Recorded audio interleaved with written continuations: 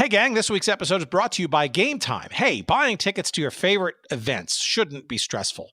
With killer deals on last-minute tickets and their best price guarantee, you can snag the tickets without the stress with Game Time. Download the Game Time app now, create an account, and use code GOODSEATS for $20 off your first purchase. Terms apply. Again, create an account, redeem the code GOODSEATS for $20 off. Last minute tickets, lowest price, guaranteed. Download Game Time today. And now, here's our show. The Major League owners were thrilled about the control they had gained over salaries by means of innovations like the reserve clause and the blacklist. But the players were increasingly disgruntled, leading a series of challengers to step forward. The Union Association debuted in 1884. And both components of that name signaled its intentions. The word association placed it squarely in the tradition of decentralized predecessors, like the National Association, while the term union was, if anything, more provocative. Workers' unions of the era were extremely polarizing entities, with the loyalty they evoked in many working men equaled in intensity by the hostility that many Americans felt toward them. Writer H.L. Mencken liked to tell how his father hated unions so much that while working in Baltimore in the 1890s, he positively refused to enter a saloon near his office that was called the Union Bar. As Mencken recalled, the proprietor of that saloon was named Ruth, who later became the father of none other than George Herman Babe Ruth. With the very word union eliciting such strong feelings, the Union Association's name made clear its allegiance to the working man, a stance that led it to reject the reserve clause and make aggressive efforts to sign players under contract to teams in the established major leagues. Unfortunately, only St. Louis owner Henry Lucas had the financial means to afford the salaries of established stars, creating a competitive imbalance that ruined the Union Association's first pennant race. It never had a chance to rectify that problem, folding after a single season. Welcome to Good Seats Still Available, a curious little podcast devoted to exploring what used to be in professional sports. Here's your host, Tim Hanlon. Howdy, folks. It's your pal Tim. It's Good Seats Still Available. It's the curious little podcast devoted to what used to be in professional sports. We appreciate your finding us, and welcome back to the proceedings this week as we go way back. It's moldy oldie baseball time. We're going back to the earliest days of the professional game, and a revisit a little bit with a little bit more specificity around some stuff we've talked about in some previous episodes. In particular, this is the Union Association in the midst of a crazy year, 1884, when Major League Baseball, or then known as organized baseball, had three competing leagues going on. And would not be the first time, nor the last, that there would be competitors to the organized baseball realm.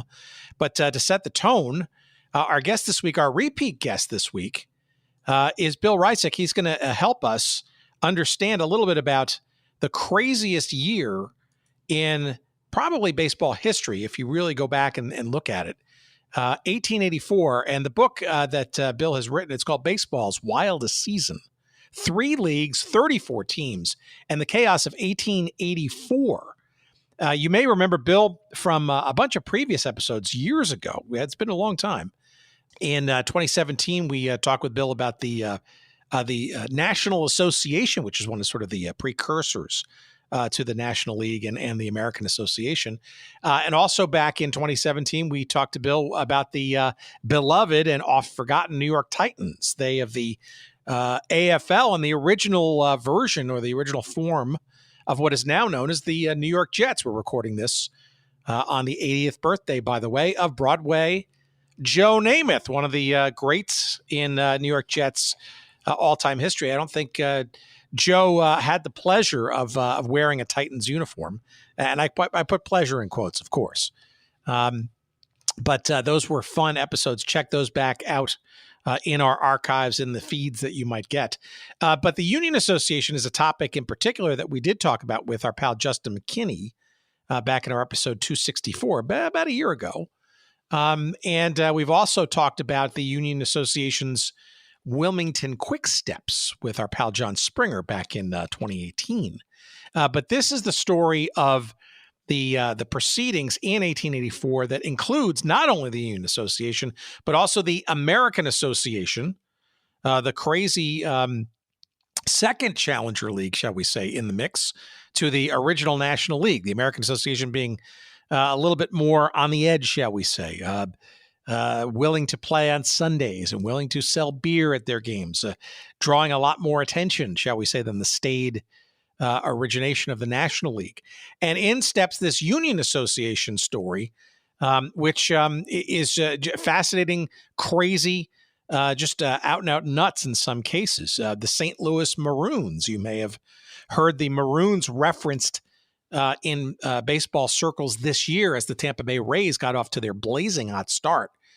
Perhaps the most blazing hot start in baseball history was indeed the St. Louis Maroons, that were essentially the, I call them the sort of charter and or flagship franchise, perhaps, of the Union Association. We'll get into that conversation with Bill in a few minutes. Henry Lucas, a guy you should know, who was kind of the brain trust behind this Union Association. Now, it only lasted a year, and it had various fits and starts during the course of that year. The Maroons, by all accounts, pretty much the strongest and shall we say, most advantaged team in that brief appearance. But the Union Association in 1884 made for some very interesting times across all of professional baseball, and the UA, as we call it in the insiders lingo, has been and has always been, not always, but mostly been recognized as a professional major league by baseball historians, the National Baseball Hall of Fame, and all that kind of stuff. So let us go back to that time in 1884 to talk about the craziest season, baseball's wildest season. According to our guest, Bill Ryczek, again, the story of the three leagues at the time, the National League, the American Association, and the Union Association. If you are looking for stories about rogue managers like Dan O'Leary and hustling Horace Phillips, and I want to talk about the St. Louis Maroons and their eventual merge into the National League and then sort of whimpering off into the distance, never to be seen or heard again.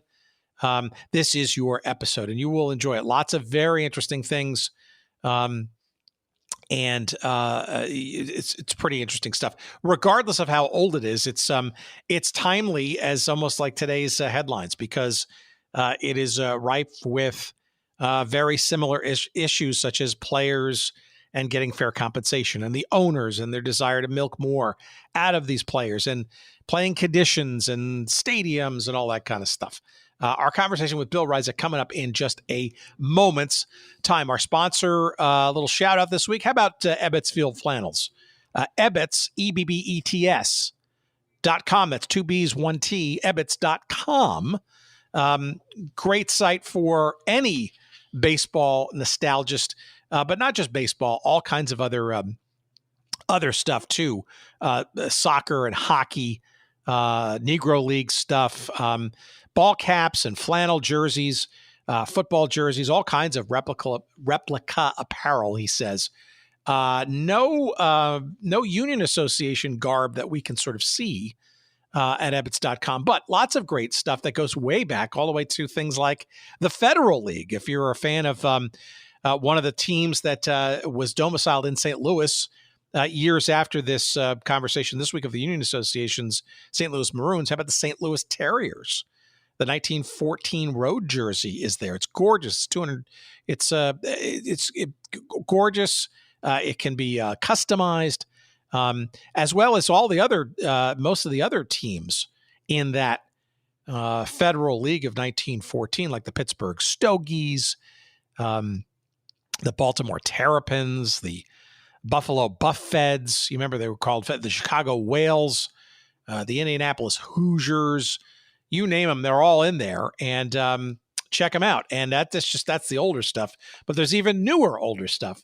And the high quality of the Ebbets Field Flannels brand continues for sure. Ebbets.com, check them out. Lots of great stuff there. And of course, a promo code for you. Good Seats 10. Good Seats, and the number 10 is the promo code at Ebbets, Ebbets, 2BZ, 1T. Ebbets.com. Thank you for your sponsorship, Ebbets Field Flannels. It's awesome stuff, and hopefully you'll check them out and give them some love. Why don't you? All right, let's give some love now to our return guest to our microphones, Bill Ryczek. We're going to be talking about 1884. It's going to sound like it was almost like yesterday. Given all the topics and issues afoot here. Let's talk about the Union Association and its competition with the National League and the then American Association. It's oldie time baseball. Please, as always, enjoy.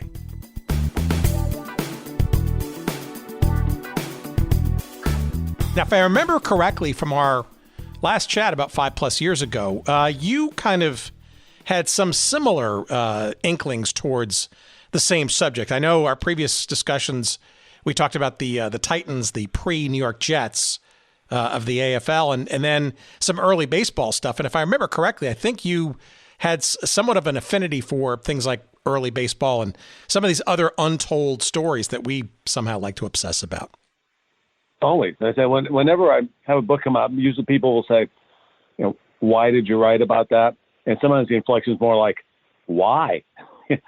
Because a lot of them are obscure. Minor league football. I did one on minor league football a few years ago. And if you're looking for things that failed, I mean, in 1884, whole leagues failed, teams failed. I mean, it's interesting to see why things happened. And I'm always been attracted to that. I have no desire to write the Derek Jeter story or, something like that. It's the unusual stuff that interests me. Well, it's also interesting too because it's we're talking about we're going to be talking about the 1884, which is obviously eons ago. But the reality is that many of the themes that we've explored, in current situations in sports, fairly recent, defunct or dearly departed, or even further back, a lot of the themes, not all of them, but most of them, seem to echo. They just take on sort of different forms. And I think this story is certainly rife with some of the things that still bedevil professional sports, baseball specifically, but sports generally today. Players' treatment and unionization possibilities and owners and money, which is always the root of all evil, and all those things. And I'm going to guess that the more you dug into this story, you heard some rhyming of history. Well, I saw a lot of similarities between 1884 and minor league football. And generally what happens is a group gets involved, has some success. They get excited. We've got to expand. We've got to do more. And they expand beyond what's rational. They pay too much in salaries. Geographically, their expanse is too much. Minor leagues just end up too much in travel expenses, too many games. They just get excited. And same thing with minor league football. If they stayed within a small footprint, paid the player small amounts, didn't try to become major league, they could make it. But people who own teams like that have egos. Cities want to be the best. They always try to take it to the next level, and they rarely make it. Well, let's go back to this period of time because 1883, I mean, a lot of people sort of listening to this conversation are going to say, well, that's just way back. Well, the reality is that at the end of 1883, when kind of the story sort of starts, baseball professionally, pretty solidly, although tributaries existed prior, was already a professional thing for a good 7 seasons already, right? So this is not even at the earliest part of baseball's sort of professional inception. Do you want to kind of set the table a little bit as to what 1883 kind of was? Because it seems like at the outset of this story, things were humming along and there was no lack of interest in baseball on the professional level. Well, being a National Association guy, I go back to 1871 rather than 1876. And, the National Association was an experiment. It was a start, lots of problems. wound up being supplanted by the National League. And one tends to think that, the National League came in and everything was great all of a sudden. It wasn't. The late 70s were terrible times for the National League. They went through team after team. There were only two teams that made it from start till I think 1880, just Chicago and Boston. And then in early 80s, the economy got better. In the 1870s, the Panic of 1873 was still impacting employment, income, all those things, and baseball, obviously. And then when the American Association came in, attendance went through the roof. They had two leagues. They were drawing more people than ever. The American Association had a lower admission rate. They allowed the beer sales, liquor sales on the grounds. They played on Sundays. They appealed to the working class. But attendance, doubled. And the American Association, the newcomers, outdrew the National League. So after 1883, there was euphoria. Everybody thought, they were making money. The teams were making anywhere from, $50,000 down to $10,000 per team. And in the old days, in the late 70s, they didn't make money at all. And now they're making $40,000, $50,000 a team, which was pretty good money back then. Well, was it because of this sort of overnight, if you will, competition that kind of maybe juiced sort of the general interest across the board? That was some of it, because if they had two teams in a city, the most exciting games were the games for the city championship. They weren't necessarily the league games. But when the Metropolitans of the American Association played the New York club, where they called them the Gothams of the National League, they would draw 5,000 a game. Attendance otherwise was maybe a couple thousand a game. And Philadelphia, they had the two teams. They had rival teams that were playing each other, and those were huge draws. They were exhibitions. They weren't regular games, but they were huge draws. So the competition did that. And a lot of it was the economy. If you look at baseball historically, it's thrived when there was a good economy, and it's floundered when there was a bad economy. During the Depression, teams were barely, of the 1930s, teams were barely hanging on. Well, you described that at the end of 83, that the National League and the American Association, despite the somewhat fairly recent competition at that time, were essentially getting along with each other, whether that was official or unofficial or both. So I guess they both had somewhat of an incentive to, I don't know, kind of not rock the boat, I guess, and kind of grow each other's pies as it were, and compete on merits, if you will, and perhaps try to show their supremacy in their own sort of competitive way. But that's not what was going on. I'm sorry. When competition came in, the existing league's first impulse was usually to try to crush it. And if they couldn't crush it, then they would like to accommodate it. As I said in one of the chapters, that throughout the history of baseball, two's company, three's a crowd. If there was only one league, they generally didn't do that well. Three leagues was too many. But two, they generally prospered if they colluded properly. Because when another league comes in, obviously they start bidding up salaries, cause expenses to go up. So they began to realize they better start respecting each other's contracts. And there was a formal agreement, called the National Agreement, between the American Association and the National League, where they agreed to cooperate. They both respected the reserve clause, or then it was really the reserve rule. It wasn't in the contract, which came about for the first time in 1879. So they had a duopoly going until the upstart Union Association came around and spoiled the party. Well, in particular, this guy we've talked about a couple of times in the past, Henry Lucas, he was kind of sort of the chief agitator. Any particular sort of, concise story as to why this young man of means from St. Louis and others that he sort of brought into the fold decided that a third league, given the relative infancy of professional baseball generally, was a good idea? Well, it's the same way the American Football League started. They couldn't get into the existing leagues. Lucas wanted a team, but he couldn't get in. They had a team in St. Louis already. Chris Von der Aa was the owner. He loved baseball. And I said, young men who inherit a lot of money generally pick up some vices. His wasn't women, it wasn't drink, it was baseball. He really did love baseball. Had a field in his mansion in the backyard where he and his friends played. He had an ego, and he found people with money. They saw how much money was being made by the other teams, or had an idea how much money was being made, and said, "This looks like a good thing to do. Let's get in on it." And the same reason people buy baseball teams today: ego gratification, money, love of the sport. It was no different back then.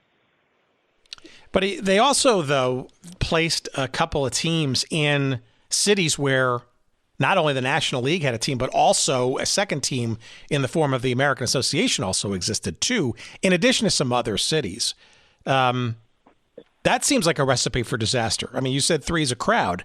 I can imagine just having 2 teams in one market back in the day was plenty competition enough, given, frankly, the disposable income that was frankly available in those markets, if they were that substantial. You're thinking rationally. When you're a baseball owner, you don't think rationally. I think I said that optimism got the better of good sense in 1884. It was. And the problem was that most of the cities that were viable for major leagues were taken by the American Association and the National League. So if they wanted to get in, they had to go into these cities. They didn't have a lot of choice. There weren't a lot of cities that were left. And they had to compete for players that were already there, because when the American Association came in, there were empty cities. Philadelphia wasn't a part of the National League, nor was New York, nor was St. Louis. So they were able to come in and get some pretty good cities. They also could get some pretty good players. By the time Lucas and his crew came around, the best cities were taken, the best players were taken. So they had to compete. They had to go in and go head to head. The other leagues would make sure to try to go head to head with Lucas's team when he was there and avoid each other. Because you had Philadelphia, they had 3 teams. They had a Union Association team, a National League team, and an American Association team. Cincinnati had 2. Boston had 2. So they were brutal competition. One of the more entertaining things to do is to read the Cincinnati newspapers, where they had a Union Association team and an American Association team, and they were just brutal to each other. The saying always goes that sports writing was a contact sport back in the 19th century.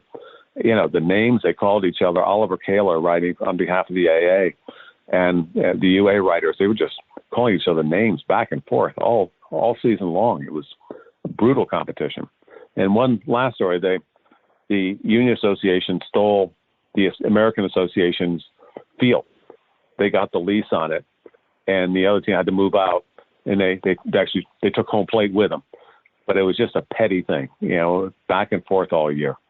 So the arrival of this third league has just got to be just nuts, given the fact that the National League and the American Association had only kind of just gotten to their sort of uneasy coexistence with each other, and not that long prior.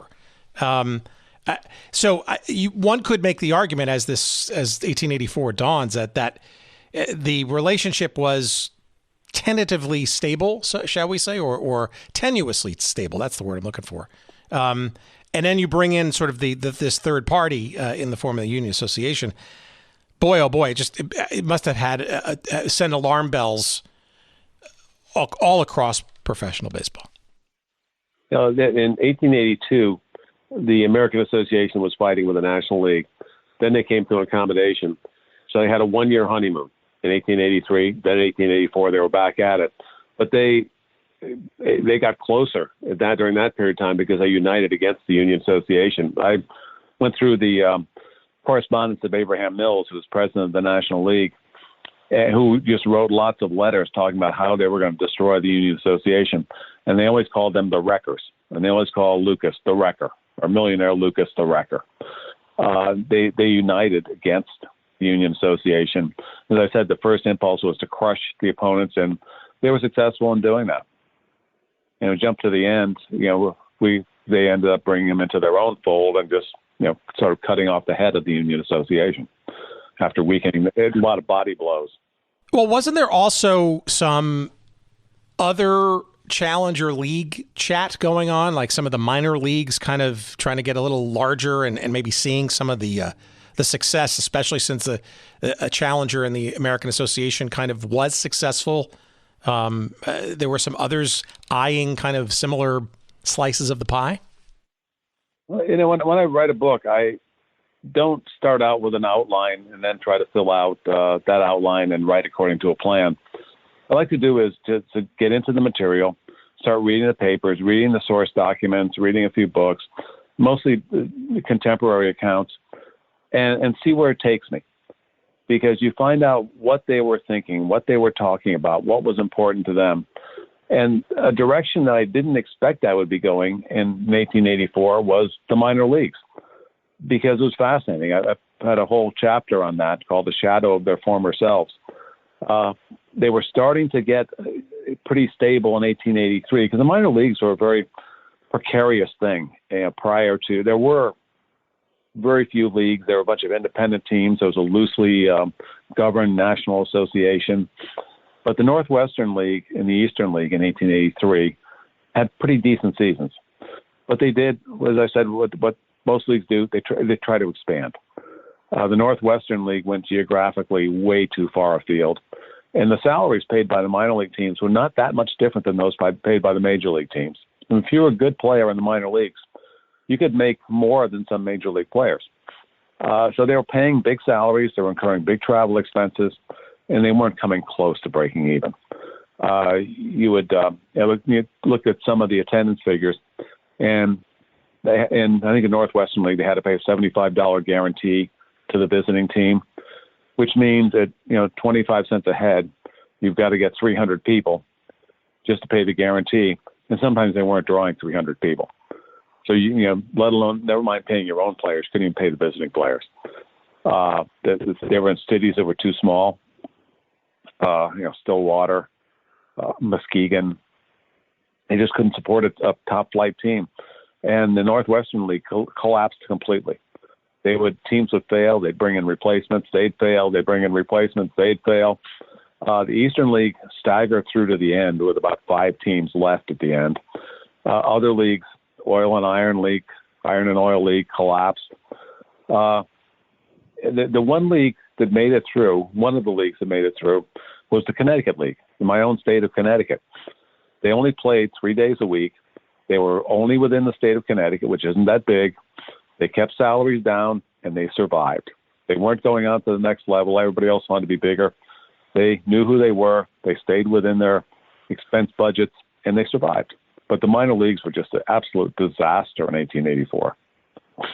But it seems like it almost gave some credence to the gents trying to get this third league with the Union Association up and running, because at least it gave some indication that that there maybe was more, I don't know, fields to be plowed, if you will, than just what the National and the American had been doing up until that point. Or maybe I'm thinking rationally again, maybe it was just out of spite because they weren't opening up the door to let a new franchise in.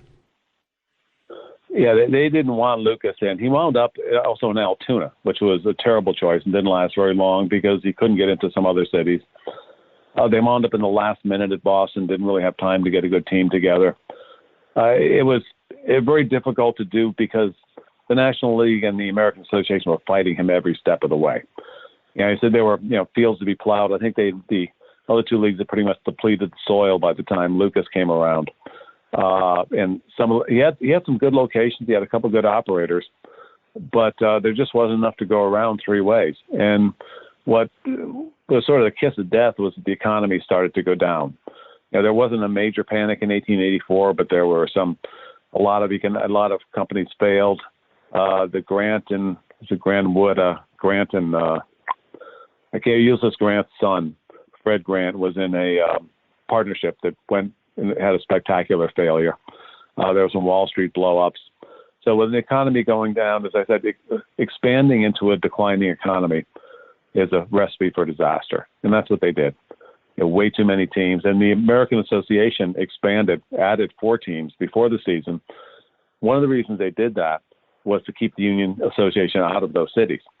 The National League convinced the American Association they should be the ones to add. And they wound up having to contract back to 8 teams the next year. But, so you've got 4 more teams in the American Association, an entire new league of the Union Association, more minor league teams, just way more than anybody wanted to see. So when the Union Association is choosing its first cities to go after, it's really interesting to see. I mean, you have a comparison of the various major metropolitan areas at the time, and I think it was on page 8 or so of the book, page 9, where you've got teams in Philadelphia. There are 3 teams. You've got team in each league. A large city. I think it was arguably the second largest city behind New York at that time. But even New York only had 2 franchises, not 3. Why Philadelphia to have 3 franchises? Arguably maybe not even capable of supporting 2. They found a backer. Tom Pratt was there. Tom had been an old pitcher back in the pre-major league days, and he had been successful in business, and he was willing to back a team there. They found somebody in Chicago to back a team, A.H. Henderson. And of course, St. Louis was going to be in. That was Lucas's home city. And they wanted George Wright to back a team in Boston. It was basically where they could find somebody, come up with the seed money to start the team. And they said they were left 1 franchise short, and they wound up going to Altoona, which was a major mistake. It was isolated, too small. There were only 20,000 people in Altoona, and they lasted till the end of May, and they were done. Where do the players from the Union Association come from, and how did the American Association and the National League gird for battle, so to speak? I mean, were they fearful that they would be raided? Was this kind of a players-friendly league? Was more money, say like the old World Football League, being thrown around to kind of entice people to jump? Lucas did. He offered big money, and he offered longer-term contracts, and he would back them up with them, like pay a lot up front. And that's the difference, because you had this new league, and you're playing with a National League team. If you left, you jumped your reserve, you would be blacklisted. So what players didn't want to do, sign a contract with the Union Association, get blacklisted, and have the team fail and default in the contract the first month or 2. So they were paying big advances on those salaries to make sure that they were getting big advances to make sure they got their money. They were offering a lot of money. They were tempting them. And it was ironic because you had the National League and the American Association talking about the sanctity of the contract, the sanctity of the reserve rule and all that.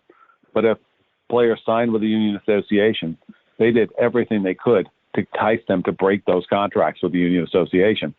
And the papers didn't miss the irony of that. They had all these gentlemen who are so talking about contracts and honor are trying very hard to get these people to break their contracts. And it was brutal. I mean, they would go and, take people out of a hotel and drive them around and try to convince them, give them money, try to convince them to break their contract. And a lot of them did. The Union Association started out wanting to play nice. They said they would respect existing contracts. They would not respect the reserve rule, but they would respect existing contracts, and they would not try to talk people out of contracts they had already signed. But after a while, after Lucas lost a number of signees, they threatened to sue. They said, we're going to court, we're going to get injunctions. And Tony Mullane, who was notorious for this type of thing, wound up jumping all over the place. And he'd get an advance, sign, renege, go somewhere else, get another advance. It was the contracts were just wild and woolly that year. Players jumping back and forth, and leagues trying to poach players from other leagues. It was all season long. It happened, and it didn't stop. In August, the Cincinnati Club of the Union Association got 3 of the top players from Cleveland and basically did the Cleveland team in. They didn't last past the end of the year. Cleveland folded at the end of the year. But for Cincinnati, it was a huge coup. They paid a lot of money for a pitcher, a shortstop, and a catcher, and pretty much put an end to Cleveland. And that was a big blow. And because Lucas said, after I think it was around July 1st, I'm no longer respecting contracts. They've been playing dirty, right? So now anything goes. Then you have that big coup in August. This was Cleveland in the National League at the time, correct? Yes. So one of the dynamics that's really intriguing to me, and I'm curious as to how you sort of read literally and figuratively into the coverage of these teams. I mean, the National League and the American Association prior to '84 only competed in a couple of markets. I think New York and Philadelphia, I think, if I'm not mistaken, directly. And then the rest were largely, filled in, if you will, in other markets that the National League hadn't taken root at. But now when you bring in the new union association, you now actually have competition in some of these cities that only had one franchise previously. So, for example, you had, courtesy of the union association, 2 teams now in St. Louis, 2 teams now in Baltimore, 2 teams in Cincinnati and Pittsburgh and Washington. I guess the general question is how, you sort of hinted at it before, but how were these teams covered by their respective sort of news outlets? And in both cases, frankly, the National League looking to the new startup in the American Association, and then that begetting an even further new upstart. How are sports writers kind of handling that? Were they looking at these 2 new leagues in succession as kind of inferior or not worth covering, or were they kind of sort of reviewed and followed it with gusto because it made for good copy and potentially, competitive spirit and God forbid, selling more newspapers? Yeah, it depended on the city. And it's great today. I started researching baseball history in 1981, which meant you went to the library and had a microfilm machine and probably couldn't even print off it. It was just on a flat board. And now it has newspapers.com and newspaperarchive.com. It's fantastic. So you can look at if newspapers.com has it, you can see all these different newspapers. And like in Chicago, most of the papers tended to ignore the union association. They print under minor games with the Northwestern League and local semi-pro teams. As I said, Cincinnati was highly entertaining. I mean, in most cities where you had more than one team, they each had their own paper. So it was completely biased reporting. It was a union association paper. The union association was great. The other competing team, be it National League or American Association, was evil, top to bottom. And what they would always do is accuse the other side of falsifying the crowd. They would send reporters out to actually count the crowd and claim that the other side was lying when they reported they drew 2,500. It was actually 800. And it wasn't polite. You think writing is tough today. It was much worse back then. And in New York, it wasn't as competitive because you had an American Association team and a National League team. But where it was UA and another league, it got really nasty. The reporting was just vitriolic in the extreme. Were there any competitive markets that the Union Association was in? And again, we're looking at Philly and I guess, Philly and Baltimore and St. Louis, certainly in Cincinnati, Pittsburgh, Washington.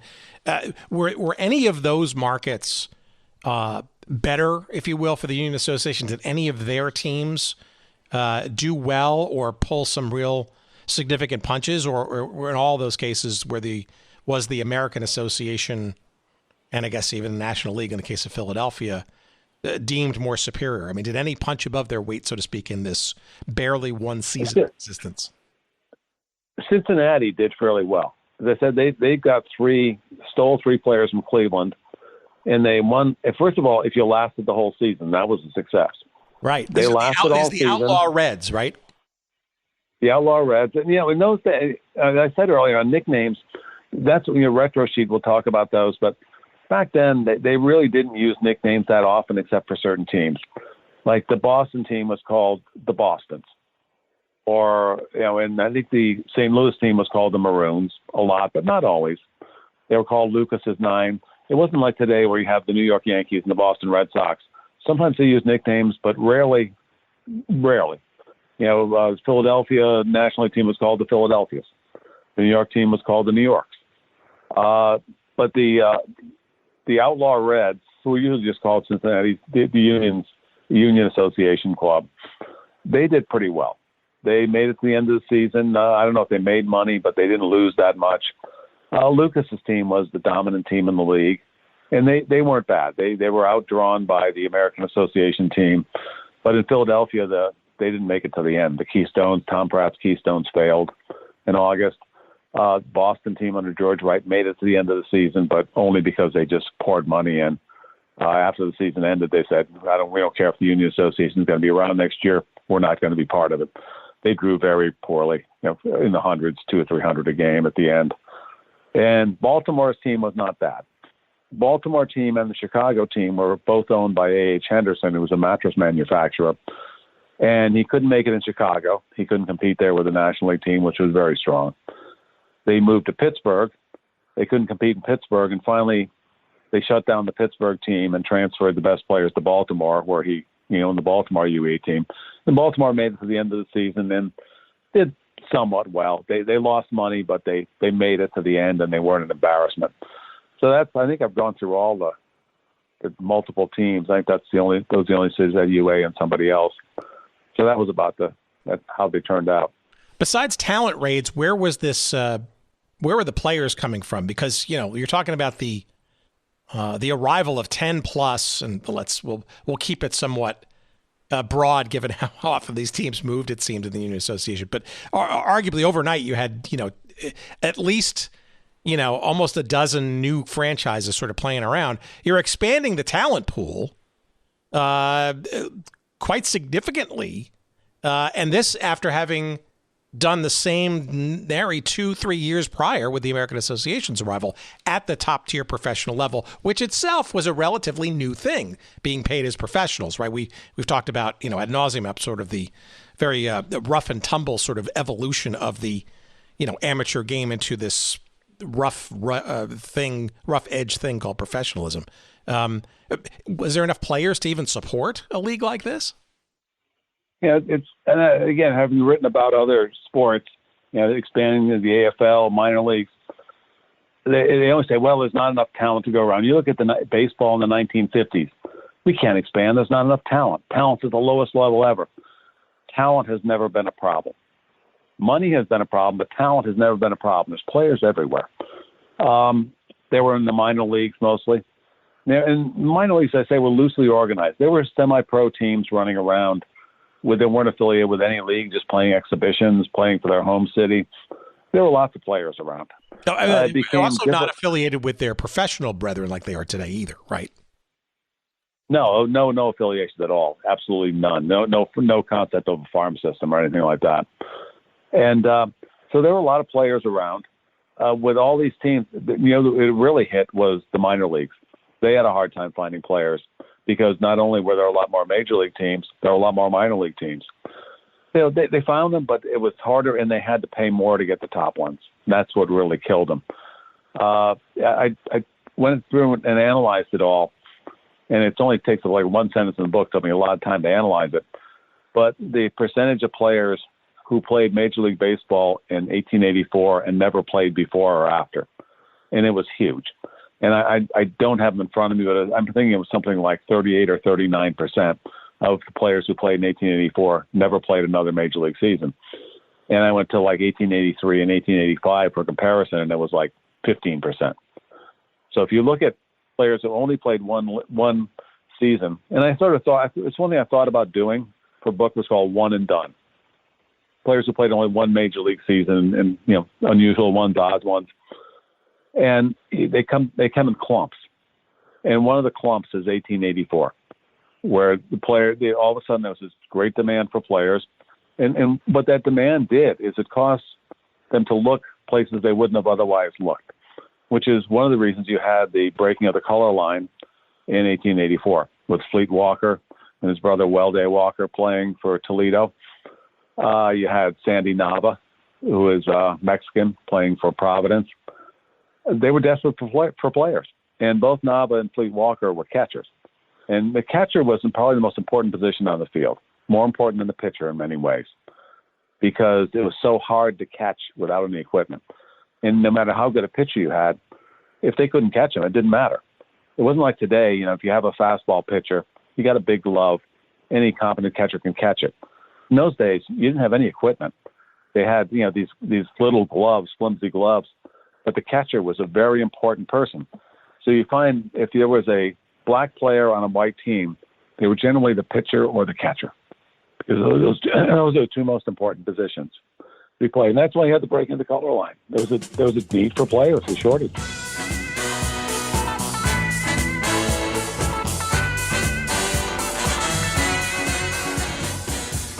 All right, what's this? Game time? Fantastic. Hey, buying tickets to your favorite events shouldn't be stressful.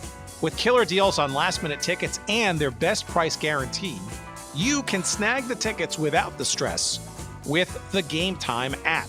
And I will tell you, the Game Time app has gotten me out of a couple of jams on more than a few occasions. I'll tell you, a couple of weeks back, I travel fairly often for work. I was stuck in New York. I had dinner plans fall through during a business trip. I was leaving the next morning, but had some time on my hands. And what's a sports guy like me to do? Well, scouring around to see if there are any events going on. And sure enough, the Knicks were playing the Nets at home at the world's most famous arena. So about an hour before the game, I fired up the Game Time app and found a decently priced ticket. I won't tell you what the people around me paid for their ticket, but it certainly wasn't nearly as expensive as theirs. And I got to watch the Knicks in a rare moment of amazingness kick the snot out of the Nets. But that's Game Time is the place to get your last-minute tickets. They've got a tremendous set of deals, flash deals they call them, and last-minute tickets.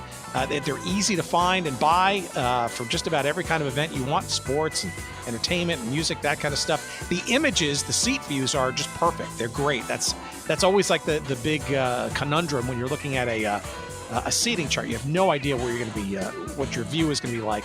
And Game Time's got probably the best imagery that I've seen of any of the ticket sites out there. And of course, they've got a lowest price guarantee, including event cancellation protection. So you know you're going to be covered in case. As a matter of fact, that the Game Time guarantee means that you'll always get the best price. And if you find tickets in the same section and row for less, Game Time will credit you 110% of the difference. Don't believe me? Try it for yourself. Download the Game Time app now, create an account, and then on us, use the code GOODSEATS for $20 off of your first purchase. Again, that's the Game Time app, and it's also you can check them also out at gametime.co.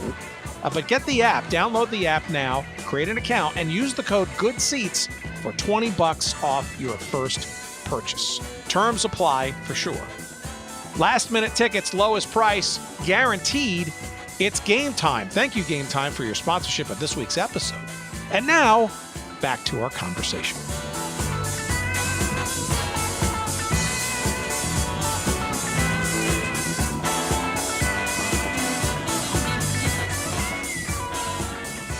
How about the stadiums, the playing fields? Was there any sharing of facilities? By the way, between the American Association and the National League too, or were they all in separate sort of bunkers, shall we say? They were in bunkers pretty much. The only thing I can remember, and I may be missing something, but in New York, the American Association and the National League teams were owned by the same company, the Metropolitan Exhibition Company. And the Metropolitans had a horrible field. It was built on a slag heap, mosquitoes, just a terrible location. And the Giants played in the Polo Grounds. There were several iterations of the Polo Grounds. This was the first iteration of the first iteration of the Polo Grounds. And then, the Metropolitans weren't drawing well, and they realized that the Metropolitans were the better team. They eventually won the American Association Championship. So then they started playing at the Polo Grounds on days when the National League team was not playing. So they shared that the second half of the season, but not exclusively. They had to go back to their own grounds if the Gothams were in town. And I think, and this goes later, it's sort of beyond my time period, but there was a time where they had back-to-back fields. There was a screen between the two fields, and they had two games going on at once. The Mets on one field and the Gothams on the other. Oh, that's great. You can imagine the excitement if they compete directly against each other. I mean, imagine trying to be a ticket taker or a seller for those two competing events. Yeah. So the other differences, maybe the differences are also helpful too, because you do mention a bunch of other things, among a bunch of other things. The Union Association decided to use what they felt was a more lively ball, even to kind of stand out from those of the other two.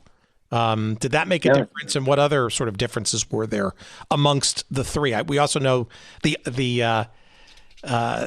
American Association was playing on Sundays and had a lot of beer flowing in the stands. But any other differences besides those? The biggest difference was the pitching.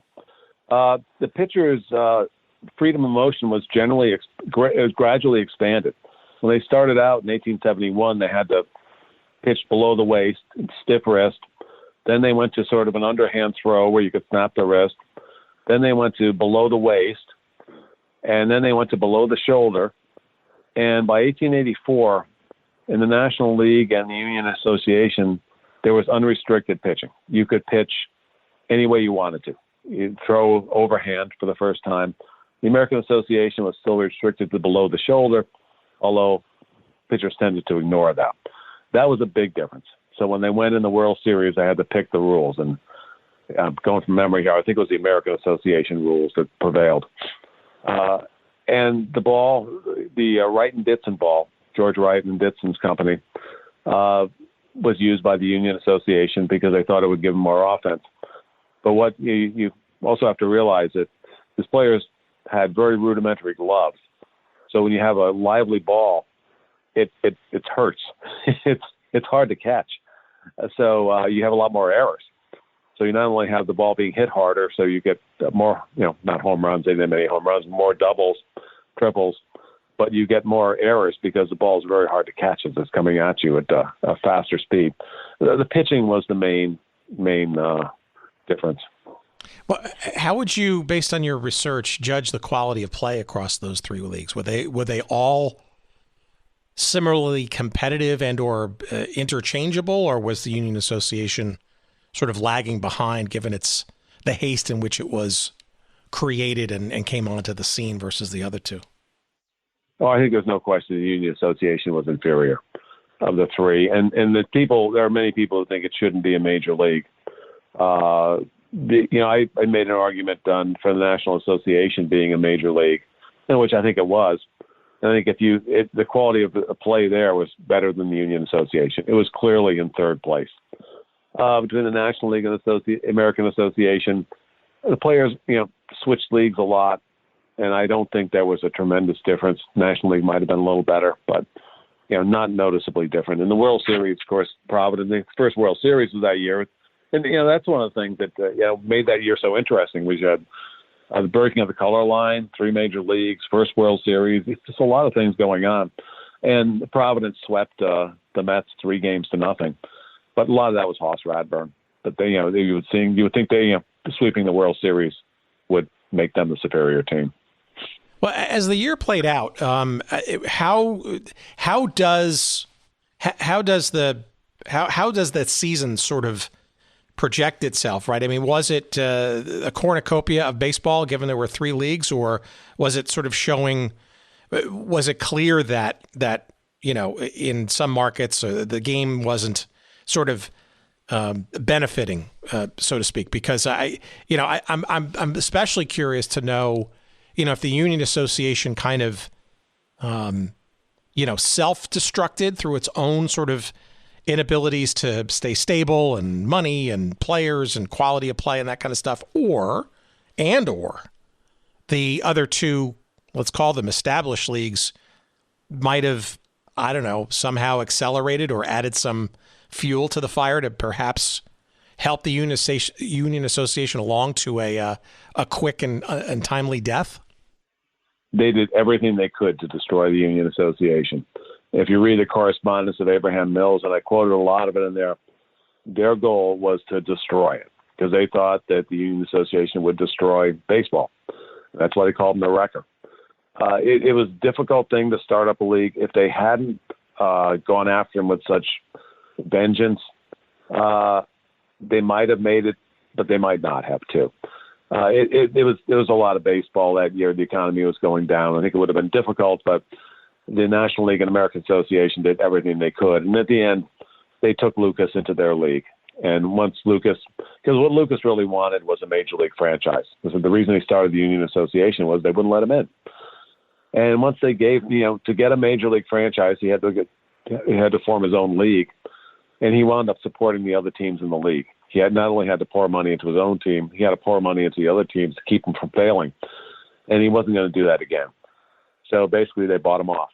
You can come into the National League as head of the St. Louis. They had a spot when Cleveland decided not to play, and they let him into their league. And once said you cut the head off the monster, the rest of it will die, because there was no way there was going to be a union association without Henry Lucas. There was one. I said if there was ever a league that was a creation of one person, it was the Union Association and Henry Lucas. It was his league. At what point, from your research, do you think it becomes evident to everybody that that is the solution here? I mean, is it kill off the Union Association first and then we'll talk? I mean, you wonder how much leverage, if you will, if you would even call it that, Lucas would even have in a conversation, after the demise of a league that he spent all his time and money and effort trying to build up and compete. I'm just curious as to the dynamics of how that conversation and that absorption, if you will, or that entry into after the demise occurs. Was it sort of after the season and he comes back begging and groveling, or were the other two leagues kind of just battered and bruised enough where it's like, hey, this guy's really serious. He showed his intention. We could use more people like that in our system. I think they were trying to get rid of him, and they lasted a season. And he had only said, if we last one season, we'll be good. We'll stay in there. And what he did was to keep going forward as if they were going to play in 1885. And he didn't say at the end of 1884, we're dead, although they almost were. He talked about bringing new teams in. He was going around very actively recruiting other teams. He tried to recruit Indianapolis, Detroit from the National League. So he was definitely keeping up the pretense that he was going to be around in 1885. The eastern half of the league was gone. Baltimore said they were gone. Boston was gone. Washington was gone. But it was going to look like a league of Western teams, and he kept going with that. He held scheduled meetings, brought people in, brought potential equity partners in. So they knew he was in trouble, but he wasn't giving up. And that was the way to get rid of him. So we've got an open franchise here. We've got a city in St. Louis. He's got his team. And one of the big bargaining points was any player who had gone to the Union Association was blacklisted. So Lucas's biggest stars were on the National League and American Association blacklist. So the question was, were they going to let him into the league but not let his players in? Which is kind of tough. That here's the guy who started the whole thing. You're going to let him in, but now you're going to tell all these players that they can't play. And more so, do you want to play without some of your best players, some of your biggest stars, some of your biggest gate attractions? So they took a tough stand at first, but then it came down to, Lucas has these players. We don't want to bring him in and weaken him to start with. So the players are eventually all the blacklisted players were eventually let back in. And it was, it wasn't like he came to them groveling. He was still at least pretending to be a viable force. And I think they felt he needed, one blow to knock him down, or the league needed one blow to knock it down. And that blow was taking Lucas in, because once Lucas was in, the rest of them there was no way they could ever have a league without him. So I don't know if you're, I'm sorry, John, I don't know if you're going to get to it. The one thing I want to make sure we talk about is chapter, the first half of the book, which is talking about the different managers, the problems of alcoholism, the umpires, and all those things, because that was really interesting to me. That was one of the most interesting things, and that I found. As I said, find out where the sources take you. That was one of the most interesting things I found. Those first few chapters. No, absolutely. Let's hear about it, because if I'm a player, if I'm a fan, Even if I'm a sports writer in a competitive market, I got to just think this is just heaven because I've got so much available to me. Yeah, I found that as I said, is find out where it takes me. Where it took me was finding out what these people were like. And the first, really, almost half of the book is what was baseball like at that time. It's a chapter on the owners, the magnates, the Al Spaldings, the Sodens, Arthur Sodens, Chris Bondurant, some interesting, unique characters, managers. And there were two managers that I just found fascinating. They're people no one has ever heard of, but in their time they were famous. It was Dan O'Leary and hustling Horace Phillips. I'm doing a presentation at the 19th Century Conference in Cooperstown next month about hustling Horace Phillips. They were shysters, hustlers, and major league managers. They went around. They went from team to team. They'd get caught stealing money. They'd get arrested. They'd wind up managing someplace else. Just a fascinating story. And how these people with such shady reputations could keep getting hired as managers because they could make money. They didn't always leave the money in the coffers. Sounds like college basketball coaches to me these days. Maybe things haven't changed. Yeah, you're right. And then it's focused on umpires. Umpiring then was such a dangerous profession. Who would want that job, especially given the rascaliness of the players and the who would want that job? Seriously. Yeah, rascally is a very kind word, Tim. I mean, they were threatened with guns. They were actually physically assaulted. They had to be hustled off by the police many times. I mean, it wasn't a matter of Billy Martin kicking dirt on you and yelling at you. It was a matter of somebody coming at you with a gun. And these guys, they made decent money, for the time, but it was just such a dangerous profession. And what made it worse was a lot of them were incompetent. The rules changed. A lot of them didn't know the rules. They weren't really biased as much. I mean, there was some bias, some hometown bias, but mostly they were just incompetent. So you're making bad calls, and the fans get all over you. The players get all over you. And they would just, Adrian Anson was just a horrible umpire baiter. And there's some episodes I wrote about where these people were just being, run off the field and hit and beaten. And it was just an incredible story. And then the other group talked about was a chapter called The Drunks. And one thing I really hadn't focused on as much is how serious a problem alcoholism was in the 1880s in baseball. Far worse than performance-enhancing drugs or anything. Players would be drunk during a game. And you'd see newspapers writing about the season's preview. It wasn't just, who's good at second base, who was a good hitter. Some papers would go through the entire team by team in their drinking habits, like which one were the worst drunks, which ones had the best habits. It was a scouting report based upon that. And someone, I think it was Dr. Rob Bauer, wrote, said alcoholism was the second thing they looked to after ability. It destroyed so many players, and it was such a problem. There would be, of 9 players, 4 or 5 problem drinkers on a team. Some teams, the entire team was alcoholic. The only thing that saved them was that the other teams were just as drunk. So, and some of them got in so much trouble after hours. It's the one thing I said, what I learned that I didn't know about was how big a problem that was. So, certain things that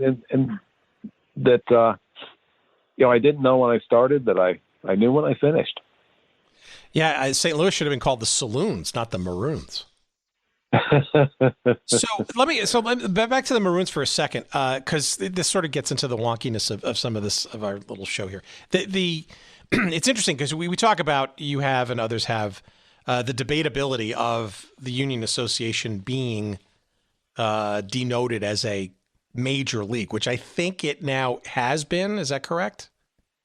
It has. It has always been, as far as I know. They had the committee. I think back in 1968, they decided what was a major league and what wasn't, and they made it. Right, because you look at the history of the Maroons, right? It only lasted for 3 seasons, and this is going to lead to my other question about what happened to Lucas post all of this in '84. The Maroons started as a United Association team in '84, but then were absorbed or brought into the National League for the subsequent 2 seasons. So it was a 3-year consecutive franchise across 2 leagues, the latter 2 being in the National League.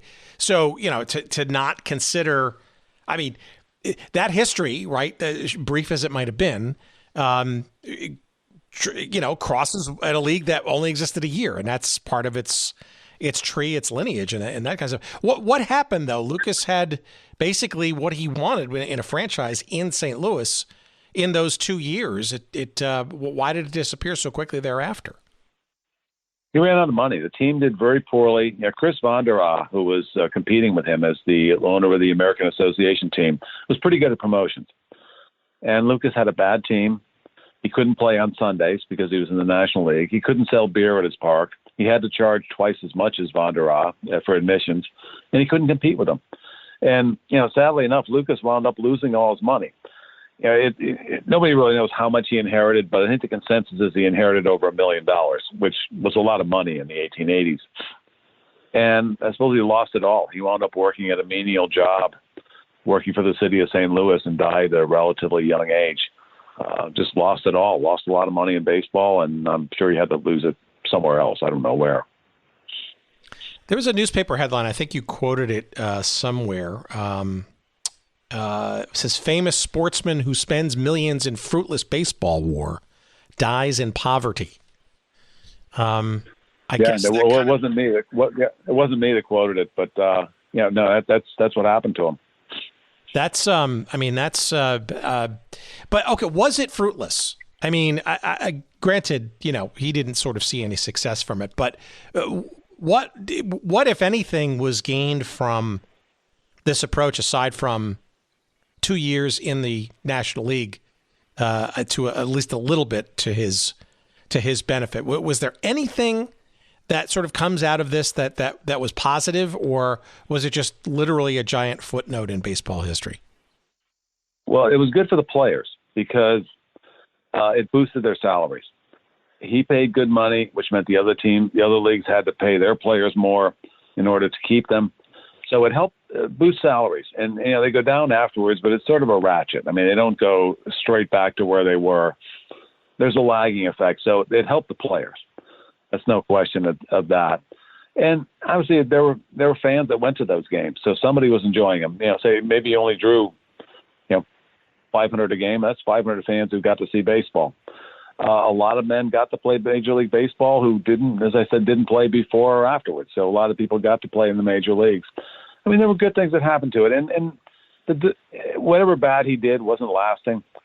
It bounced back. It's not like he destroyed baseball. If 1884 was the end of Major League Baseball, I'd say, my God, Henry Lucas destroyed baseball. But, he didn't. Baseball is fairly resilient, and it bounced back. So I think some good came of it, mostly for the players, provided a lot of jobs, and no lasting harm was committed.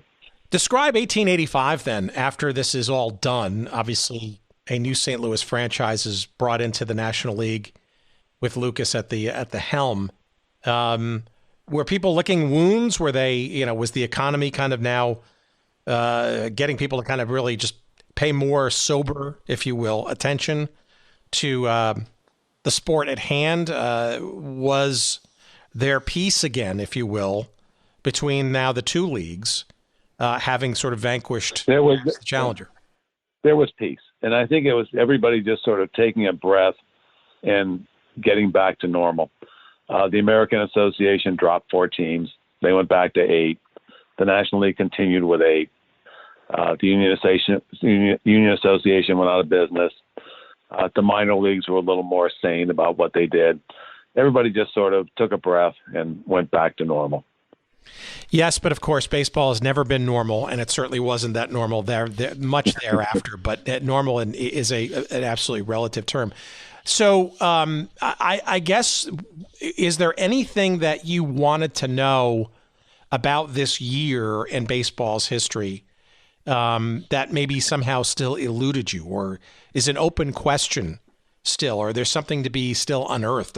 Players or managers or people that maybe kind of, I don't know, in your research, you kind of sort of ran into a dead end and didn't find out the proverbial rest of the story?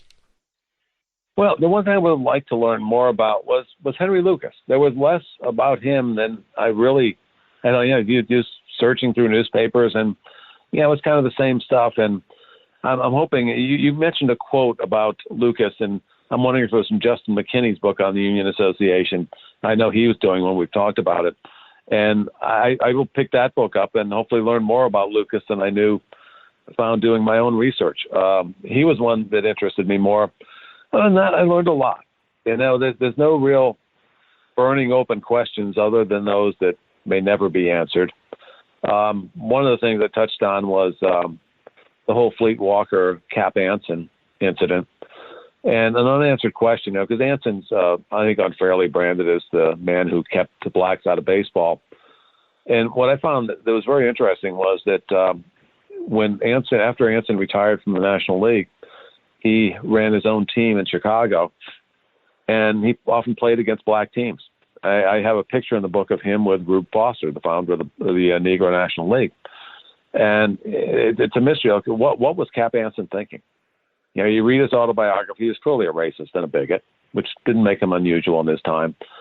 But what caused him, if he was, the bête noir that caught, the pun, I think, but that kept blacks out of baseball, why was it all of a sudden, hanging out with Rube Foster? And he supposedly befriended, there was a black player in the South they called the Black Anson, and Cap gave him one of his jerseys, which he wore during games. So that's somewhat of a mystery. It's more clear than it was when I started, but it's an answer we'll never know. I don't think that, unless there's a smoking gun out there somewhere, I don't think we'll ever know.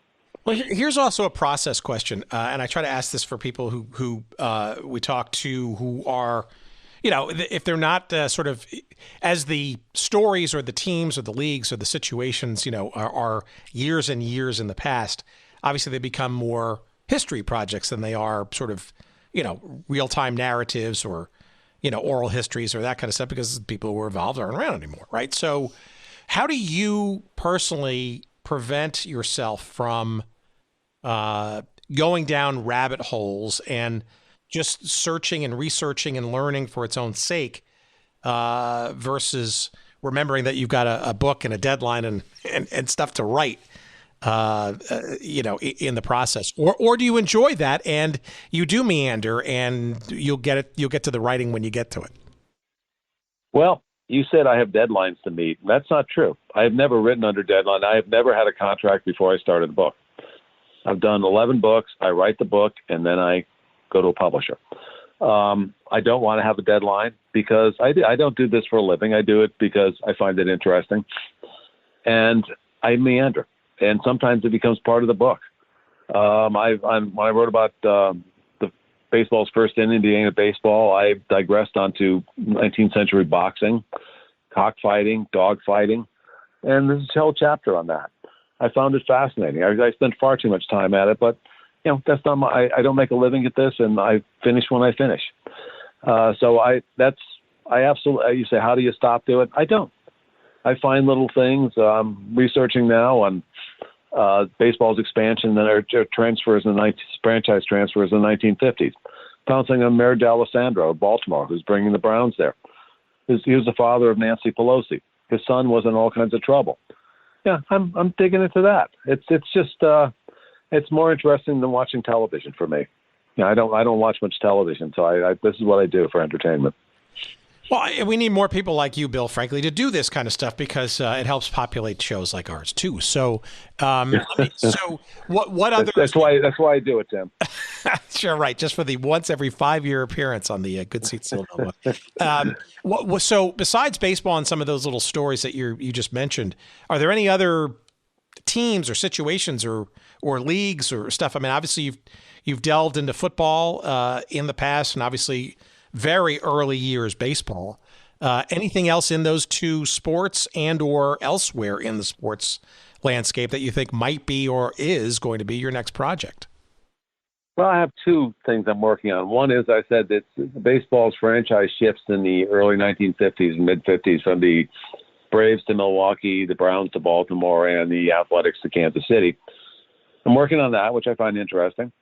And then another book on just sports, controversial aspects of sports in the 1960s, all different kinds of sports, not heavily in baseball and football, but, so many of the, in football you had, the black players walking out of team strike, going on strike. You had a lot of racial strife. You had women doing things. You had just football players opting out, dropping out, like Dave Megacy, Chip Oliver, George Sauer. When there was, sort of how the counterculture, almost like how the counterculture affected sports. And I wrote about it. I wrote something, then I stopped. I've done, 20, 30,000 words, something like that. And, the rebellious Olympic athletes. I wrote about Bernice Guerra, the first professional umpire.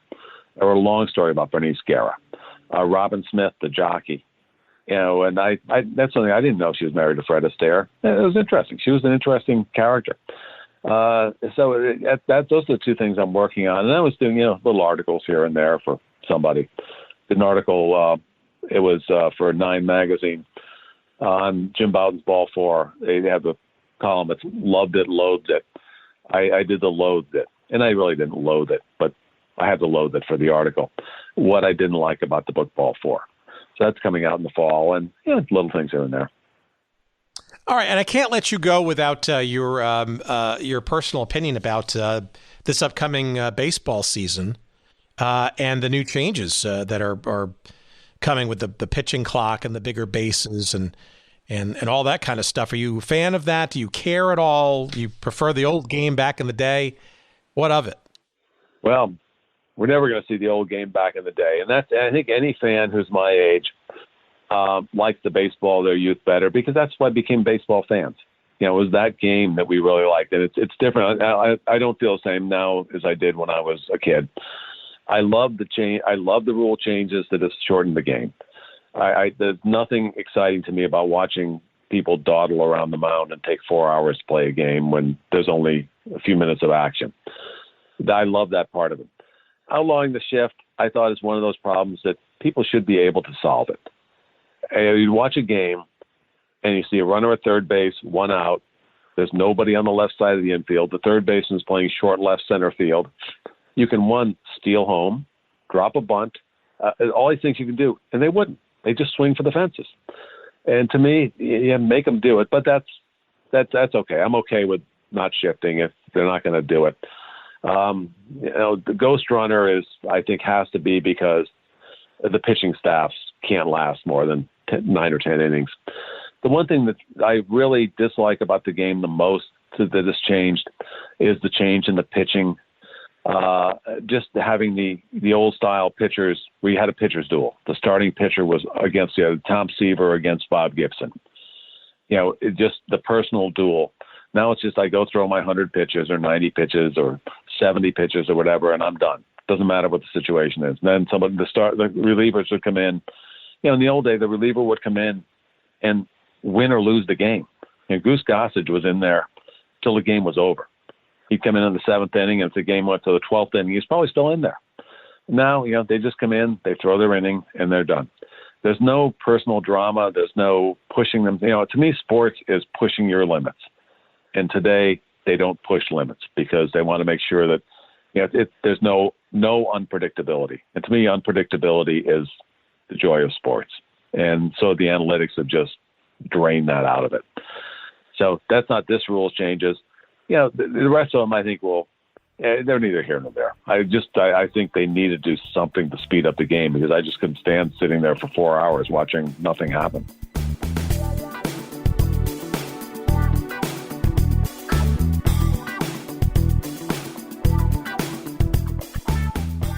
All right. Many, many thanks to Bill for that conversation. The book, must get.